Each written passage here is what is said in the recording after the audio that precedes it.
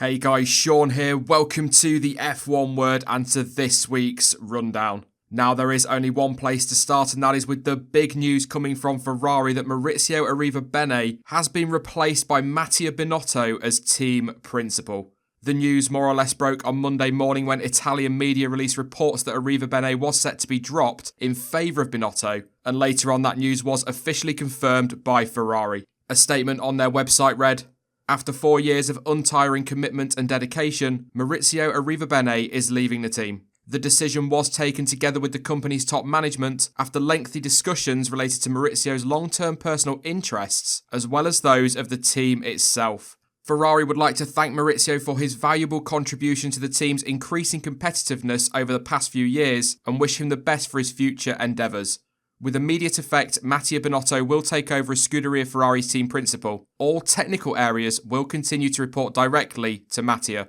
So then, while many are saying they expected this to happen, it has come as a bit of a surprise to me in all honesty. Not so much that he has been ditched, but because of the timing of it, but more on that shortly. There were reports last year, though, of tensions between Arrivabene and Binotto, particularly after the team's issues with post-summer break development and their title challenge disappearing. And there was even talk that Arrivabene was off to take charge of Juventus, and new president John Elkann was possibly looking at changes as well. So there were some warning signs there, and if you add to that his willingness to publicly criticise the team, it shouldn't really come as too much of a surprise that this decision has been taken. First reactions? Honestly, I can't help but feel that this is really harsh on Arrivabene. Yeah, alright, the reasons I've just listed are understandable reasons for him to leave, but Ferrari have improved year on year since he took over, and although he absolutely has to take his share of the blame for missing out on the titles last season, he was hardly the only one at fault. And to dump all the blame at his door feels like Ferrari were looking for a scapegoat. Now, obviously, as I said when Eric Boullier was sacked by McLaren, the buck ultimately stops with the person in charge, and that's the case within most organisations across the world. So I guess when you take that into account, the business side of things, the decision kind of makes sense and really should have been expected. However, if Ferrari are aiming for stability, a team that can be the one to beat year after year, then they have got to stop chopping and changing team principal what feels like every other year. Look at Mercedes. Yes, they have dominated in recent years because they've had an incredible car, but their team personnel are settled and so can focus on getting the best out of that car and their drivers on track, and that has gone a long way to helping them with that success. Ferrari need to be doing the same. They've got to stop it. They've got to get some stability in that team. As I touched on just a moment ago, it's the timing that feels a little bit odd with this one. We're 5 weeks away from car launches and 6 weeks away from testing, and Ferrari have decided to make this call now. I suppose it remains to be seen whether that's because they felt a change was needed because of missed opportunities in 2018, or perhaps there is something going on behind the scenes either with personnel or with the car that has set alarm bells ringing. It just seems like a very unusual time for a potential title challenger to make a call like this when, let's face it, last year's championship was basically lost by Singapore. So should that decision have been taken then rather than now?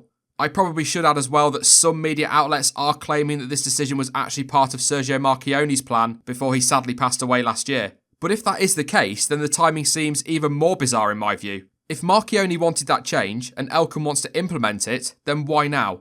As I've already said, why not sometime around Singapore when the title was gone? Even if they were clinging on to their slim title hopes, why not when both championships were wrapped up? Give the guy a chance to implement some changes. What can he really do in the space of 5 or 6 weeks? And Ferrari cannot afford another period of transition.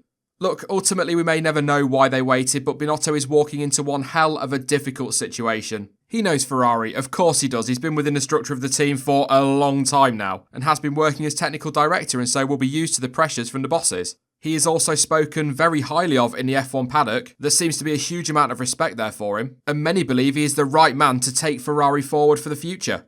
However, they do put a huge amount of pressure on management or personnel really, and that includes the drivers. So he will be expected to deliver right from the off, and 2019 is a huge season for the Scuderia. I mean, it was anyway, but it's now taken on a whole other dimension, which is why Binotto must hit the ground running and lead them to the titles if he doesn't want to find himself on the scrap heap alongside his predecessor. I'll admit that I went on a little bit longer than expected with that one, but there are a couple of other stories I wanted to quickly go over today. First up, and Renault boss Cyril Abiteboul has said that the team have made their biggest winter gains yet as they push to take the fight to the top 3 this coming season. What I see is an acceleration everywhere. The gains that we will be making on the engine are much bigger than we have ever done in a winter, and the gains that we are currently doing in the wind tunnel are much bigger than we have ever done.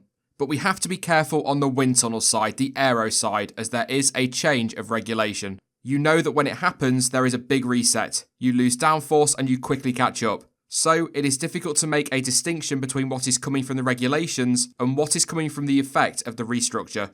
But if I look at our capacity to engineer, to develop, design and manufacture, it is an acceleration everywhere. I think many of us are expecting Renault to take yet another step forward in 2019. They are a team very much on the up and have improved each season since they returned to the sport as a full manufacturer team. And when you throw into that mix the addition of Daniel Ricciardo to complement Nico Hülkenberg, I really do think they could well be dark horses this year. They've been targeting that top 3 lately, and whilst I'm not convinced they will do it this year, you just never know. As we discussed in Sunday's livestream, there are already question marks about Red Bull's new partnership with Honda, and so if there are any issues there whatsoever, it could well be just what Renault need to break into that fight. I absolutely 100% think they will be closer, and that is regardless of Red Bull and Honda and any issues they may have. And with the regulation changes, that might just give them a bit more of a step up. And let's not forget, the development curve this year is going to be huge once again, and they have got the people on board and the cash to pump out new parts as they see fit. So I really do think things are looking good for Renault this year, and I'd love to see them involved in a scrap with the likes of Mercedes, Ferrari and Red Bull. Yes, it's a big ask, but as fans, I'm sure we can all agree we would love a 4-way fight at the front. Last up this week then, a McLaren boss Zak Brown has stated that the team will give Lando Norris time to prove what he can do as he prepares for his first season in F1. The young Brit will make his Formula 1 debut in Australia at the age of 19 and is highly rated by the Woking team and many around the F1 paddock. However, with that expectation inevitably comes huge pressure, but Brown apparently will give the youngster time to develop. Formula 1 can be a pretty cruel environment. We need to manage expectations, not after 3 races and pass judgment, which we as a sport are pretty quick to do. He will definitely be given time to develop. It is a high pressure environment, and the first thing anybody does in Formula 1 is compare you to your teammate. We expect them to race each other hard, cleanly, and for sure, they need to get the measure of each other from time to time. Look, it's great that the team have said they are going to give him time. He is only 19 and the last thing he needs is the fear he will be dropped if he struggles initially. This is McLaren though. As we've seen recently, what they say and what they do are 2 very different things. Sergio Perez, Kevin Magnussen, and you could even argue Stoffel Van Dorn would all tell you that. Although, in the case of Stoffel, he was given 2 years to try and prove himself, albeit in awful cars. As for Lando Norris, I think he will be fine. I'm not expecting him to rock up and dominate Carlos Sainz or anything stupid like that, but I think he will be a good match for the Spaniard, and I fully expect it to be very close between them two come the end of the 2019 season. He is still very young and has plenty of time to learn, improve, ultimately develop, so I really do hope that McLaren stay true to their word and give him the time he needs to make his mark.